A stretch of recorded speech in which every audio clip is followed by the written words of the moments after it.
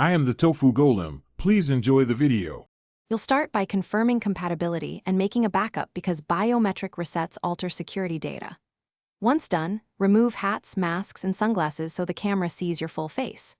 Position the iPhone at arm's length, portrait orientation, and steady it. A helper can hold it if needed. Make sure ambient lighting is even, avoid bright backlight.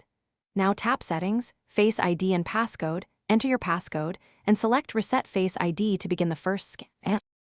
You'll perform 2 complete scans to capture the full 3D facial map.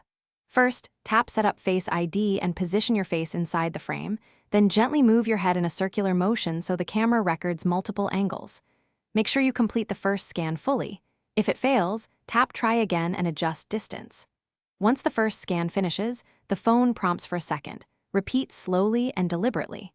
This double scan ensures reliable recognition with glasses. Once both scans are complete, enable the specific Face ID uses you want, unlocking, payments, and autofill, so it works where needed. Test unlocking and open a Face ID protected app to confirm performance. If it asks for a passcode after 5 failures, that's expected security behavior. If recognition remains unreliable, reset Face ID and redo enrollment, update iOS, and clean the True Depth camera area.